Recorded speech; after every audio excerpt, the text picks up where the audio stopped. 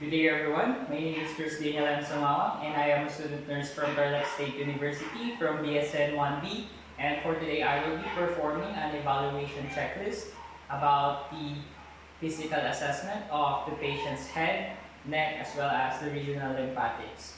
So the first thing that we need to do is we need to assemble our equipment. We do need to have a stethoscope as well as a cup of water and a pen light if available. Next to that is we will be introducing ourselves to our patient, and we need to verify the patient's identity, and we need to explain the procedure with our patient. So, good day po ma'am, my name is Christina Lansumawang and I am a student nurse from Tarlac State University, and also po I will be your student nurse for today. So may I know your name po? Francine po. Ms. Francine, may I see your wristband po? Thank you po. So, today po ma'am, I will be assessing po your head, neck, as well as your regional lymphatics. So, is that okay with you? Yes po. Okay, thank you po. And next, we will be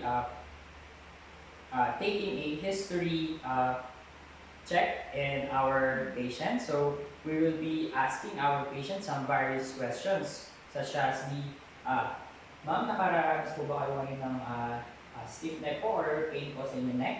Hindi naman. Hindi naman po. How about hoarseness po or pamamaos? Hindi naman. Hindi naman po. How about ano po? Sa pagkakaalam niyo po, meron po bang mga neck masses po or bukol po sa inyong pong neck? Wala naman. Wala naman po. So, sa head naman po, meron po ba kayong headache? Wala po. Or any past head injury po? Wala naman. Wala naman po. So, good to know po. And now we will proceed to our next step, which is we need to perform hand hygiene and observe other infection control procedures, and we need to put on PPE if indicated.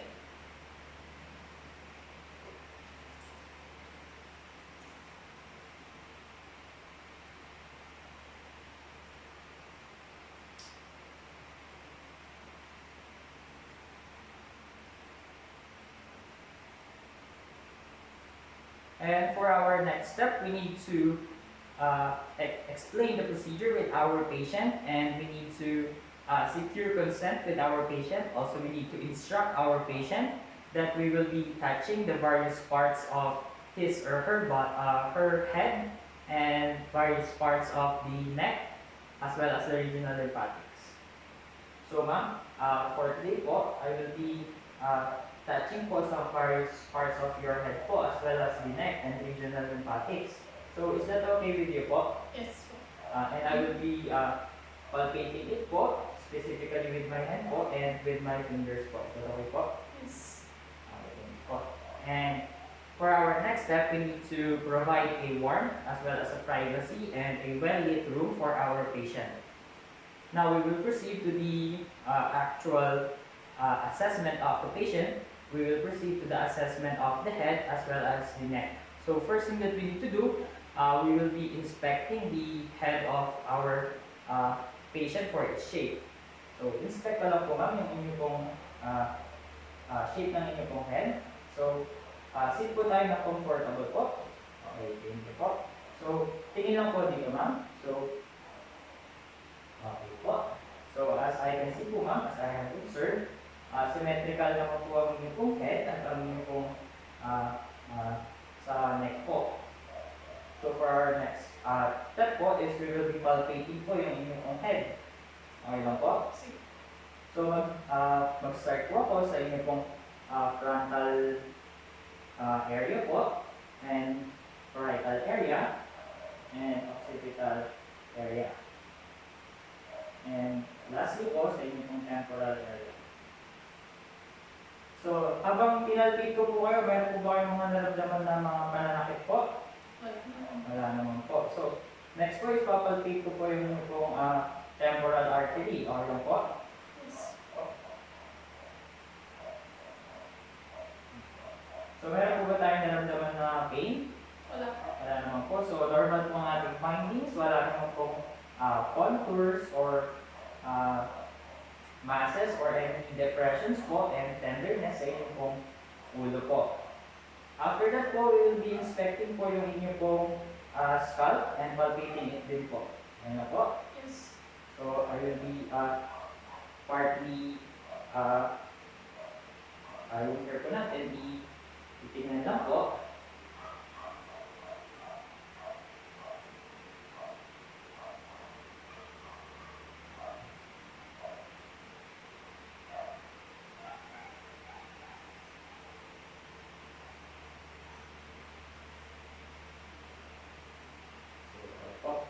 And ipapatake po natin siya if we saw any presence of lesions po and masses. So normal naman po ang inyong pong scalp. In fact po, shiny po siya and there are no lesions po as well as masses.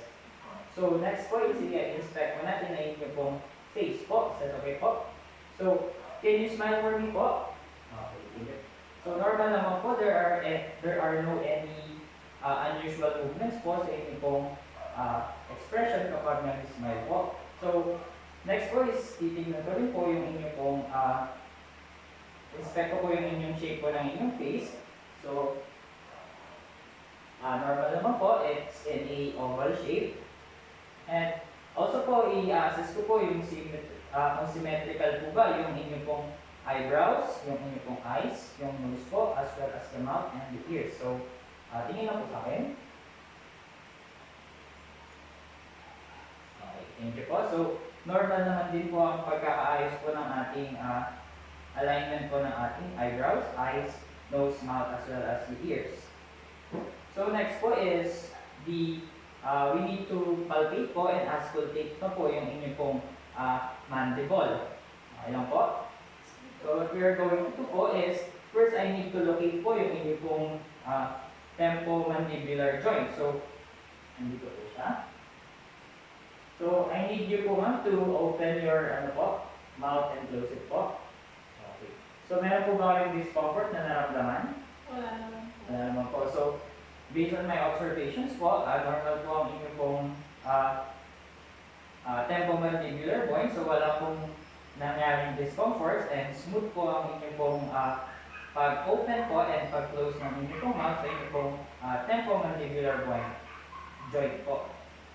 Okay po? So next po is I will be auscultating po yung inyong pong mandible. So specifically po yung inyong pong temporomandibular joint. Is that okay po? Yes po. So ma'am, open lang po natin and close po ulit yung ating pong temporomandibular joint. Open po.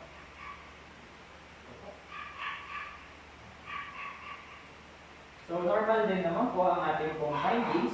Wala pong any clicking sounds po or any therapy tools. So, for our next step po, we will be moving on po sa ating inspection po ng inyong pong neck. Is that okay po? Yes. So, first po, I will need to locate po yung inyong pong sternocleidomastoid muscle po as well as your trapezius po. Ayun po? Yes. So, dito po siya and sa back po niya.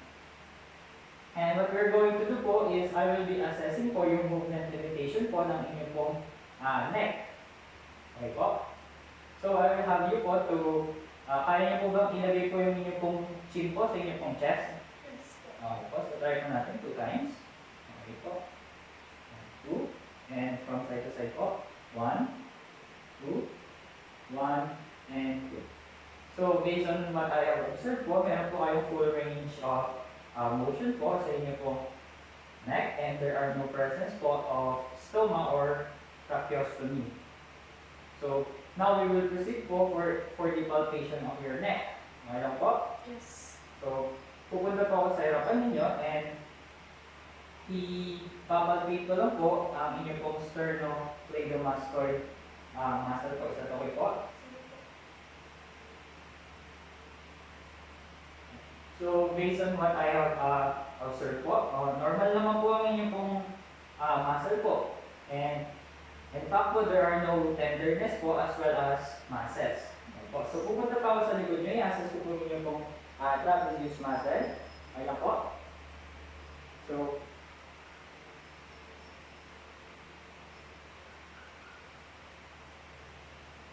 okay. So, based on what I have observed po, still po, there are no masses as well as tenderness po sa inyong pong trapezius muscle. Okay po. So for our next step po, we will be inspecting po yung inyong pong thyroid gland. Is that okay po? Yes. So what we're going to do po, we need you to sit in a comfortable position po ulit. Okay po. So comfortable na po ba kayo? Yes Okay po. po. And for our next step po, kaya niyo po bang i-incline po ng konti yung inyong pong head, slightly forward? Okay po. And after that po, we will need you to sip a cup of water po.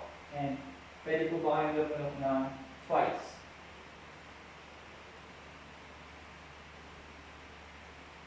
After that po, we need, sige po, sip po kayo.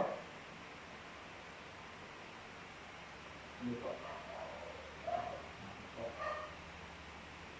So, as I have observed po, normal naman po yung pagtaas po ng inyong pong thyroid gland during po ng inyong pong paglunok. So, symmetrical din po yung pagtaas po. Meaning po, normal po ang ating findings. Okay po. So, for our next step po, we will be palpating na po yung inyong pong thyroid gland. So, there are two types of approaches po sa pagpalpate po ng inyong pong thyroid gland. So, first po is yung posterior approach. So, what we're going to do po is sit lang po kayo ulit ng comfortable. Okay po. So, I will be going po sa inyong pong likod. Okay po.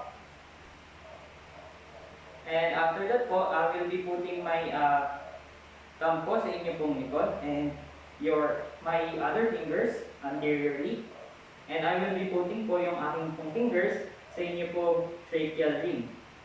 Okay po. So, I will need to ask you lang po to swallow lang po. So po. Okay po. And after that po is I will need to ask you po to relax po yung inyo pong neck and ano po natin siya slightly low po. Okay, thank you po. So, akong po natin yung ating pong cup of water. So,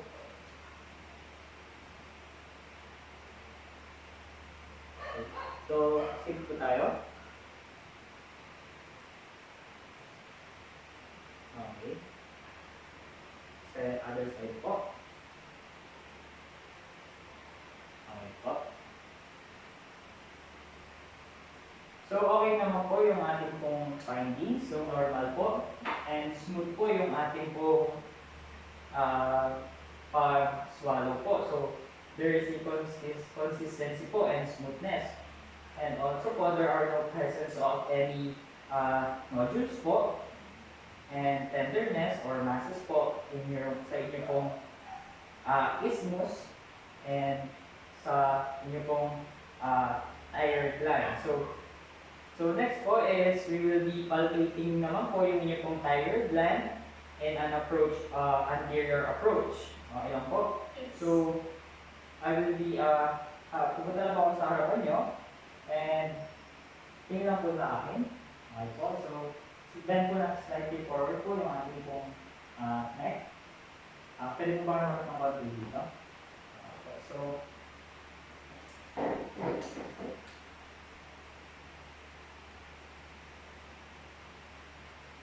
pwede po ba tayong lumunok po? Okay po. Other side po. Okay. So, as I have observed po, so normal ulit po ang ating pong findings. So, there is a consistency po and there are no masses or any nodularity or tenderness po or enlargement po ng inyong pong part po na in-assess po natin. Okay po. Next po is we will be auscultating po yung inyong pong thyroid gland. So, gagamitan lang po natin siya ng stethoscope. So, sit lang po tayo. Okay po. So, hinga po tayo ng malalim and we need to hold the breath po. Okay, 1, 2, 3. Hinga po.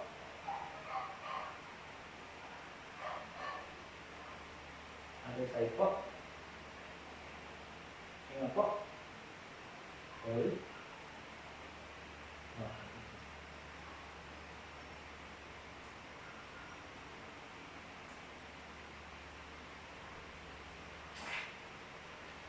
So again po, wala namang pong problema sa ating pong pag-auscultate po ng inyo pong thyroid gland. So normal po ang ating findings. And next po is we will be inspecting po yung inyo pong lymph nodes po. So what we're going to do na po is we need to i-check lang po natin yung mga areas po ng mga lymph nodes nyo. So i-expose po natin yung mga areas po na yan. So tingin ko lang po sa harapan. Oh.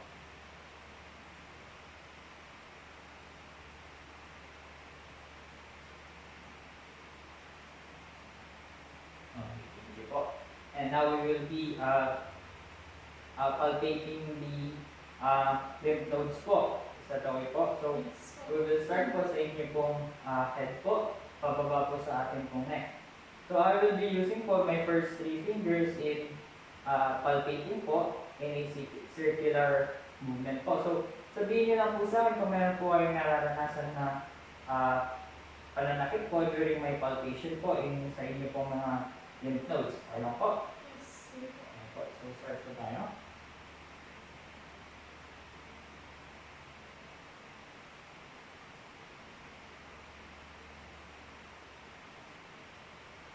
Now we will move down to your neck, anteriorly.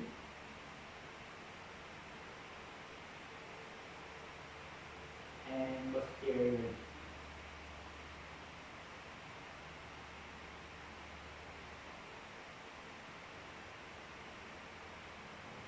So, meron po ba tayong naramdaman na pain? Wala naman po. So, based po sa aking observations, normal po ang ating findings and the lymph nodes are nowhere to be seen or can't be palpated. Meaning po, yung size po niya and shape is very small lang po as it should be po. Ayan po. And there are no masses po and tenderness po sa inyo pong mga lymph nodes. Meaning po, normal po ulit ang ating pong pag-assess. Ayan po. So, that's all po for sa ating pag-assess po ng inyong pong head, neck, and regional lymphatics. So, after that po is, I need you po to place you in a comfortable position po. Kasi tapos na po ang ating assessment. So, comfortable na po ba kayo? Yes. Okay po. And after that, we will be performing again hand hygiene after our assessment. And after that, we need to remove our PPE if used. And for our evaluation, the assessment of the patient's head, neck, as well as the regional lymphatics are assessed accurately without injury to the patient as well as the nurse.